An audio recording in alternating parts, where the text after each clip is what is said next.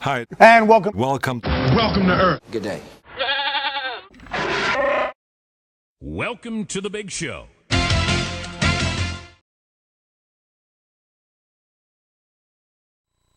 Hey, what's up, everybody? It's Mr. A, and today we're going to look at, well, first, a quote of the day from our good buddy Albert. It says, anyone who has never made a mistake has never tried anything new.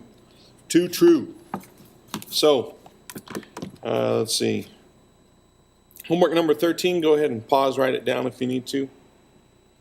And now let's take a look at linear inequalities in two variables. So we've been studying equations in two variables, right? X and Y, how to graph them with y-intercept and slope.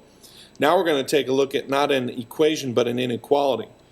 So the first thing I want to do is kind of take you back to when we first learned about inequalities.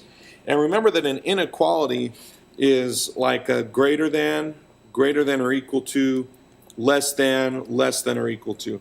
And if you remember that little trick I showed you about how to remember which one is which, if you forget, is that if you look at this one right here, kind of tilts your head a little bit, that kind of looks like an L for less than. So if we remember that, then that should help us out. Now, let's say that we were looking at a single variable inequality, like x is greater than 5.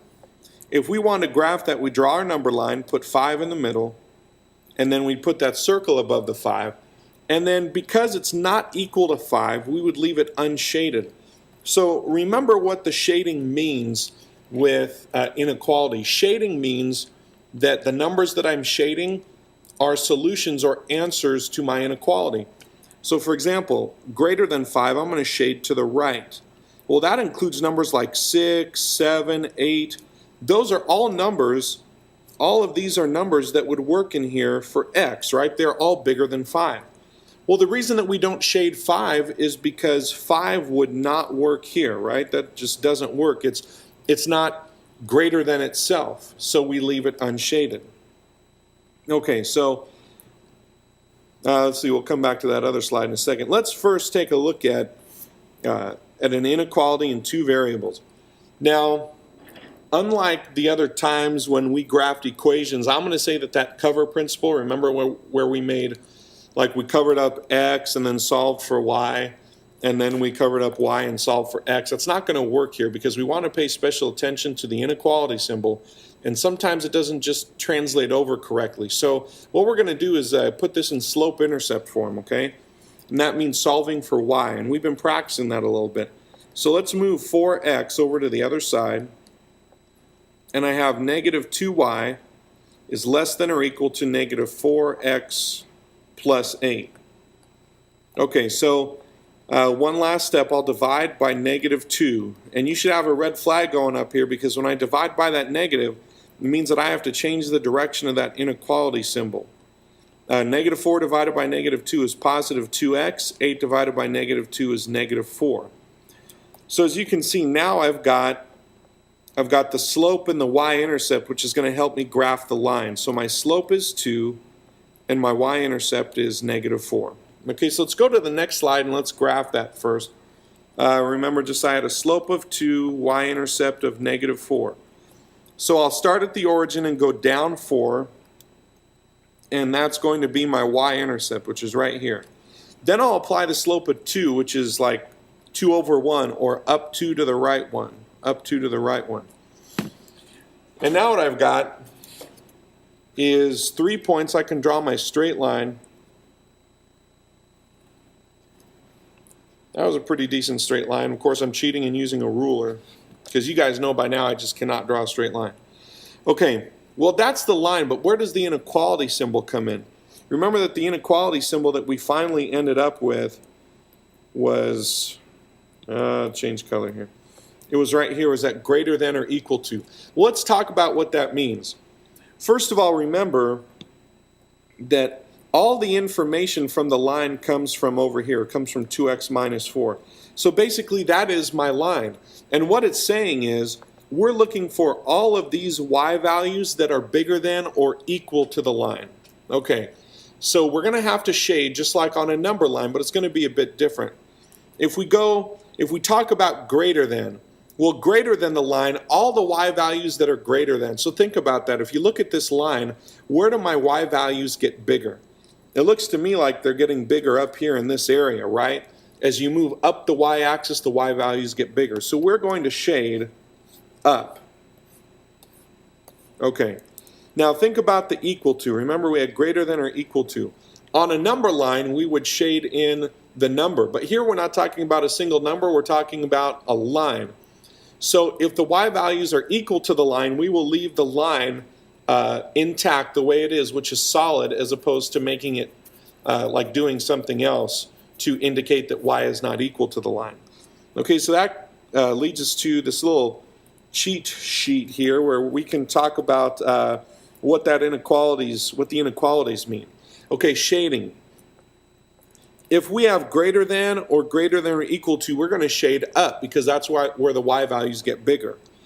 But if we have less than or equal to, then we'll shade down because down is where the y values get smaller towards the bottom of the y-axis.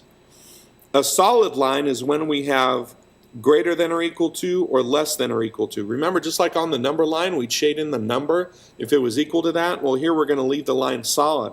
But if it's just greater than or less than with no equality, then we'll leave it dashed to indicate that the y values are not equal to that, to the line. Okay. So here, let's take a look at another one. And we'll get this ready. We're going to subtract 3x because we're going to solve for y. We have negative y less than negative 3x plus 3. And then we divide by negative 1 since that's the coefficient of y. And we get y, don't forget to switch the symbol, is greater than 3x minus 3. So we know that the slope is 3, the y-intercept is 3, and we have to remember that this is greater than. So what does greater than mean? It means we're going to shade up, and since it's not equal to, we're going to have a dashed line. So m is 3, y-intercept is negative 3, and we got greater than. So let's go ahead and start graphing this. It looks like we have y-intercept of negative 3, so I'll start at the origin, go down 3. Then the slope of 3 is like up 3 to the right 1, up 3 to the right 1. And I'm going to draw a dashed line all the way down because it's not equal to the line, but it's greater than. So where is greater than? Remember, greater than is up. Okay?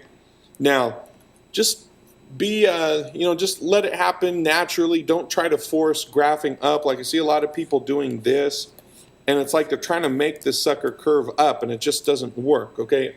Hopefully you can see where the y values get bigger from that line. Here's another one I want you to try. Go ahead and hit pause and try it by yourself. Okay, so if you didn't hit pause or if you're done trying it by yourself, then what we have is slope is negative 1/2. Y-intercept is 1, and we have less than. Okay, so this one was already ready for you to graph it. And let's see, let's use that one. Okay, so we have y-intercept of 1, so I'll go up 1 from the origin. And then we had a slope of negative 1/2, which is down 1 to the right 2, down 1 to the right 2. And that was less than, so it was a dashed line. So we'll go ahead and make this line dashed. And again, it was less than, so we'll shade down. Okay? And there's shading down. Okay, so here's a special case. We have x less than or equal to 2, which remember, if it is x and then a number, it means that we have what's called a vertical line. So this vertical line is going to be here at 2.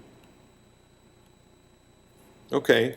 And remember, it says less than or equal to. Since it's equal to, I'll leave the line solid, but less than, I'm shading to the left because now we're just talking about x values, and these are where all those x values are going to be smaller than or equal to 2. All right, so that's it. Hope that helps, and we'll see you in class.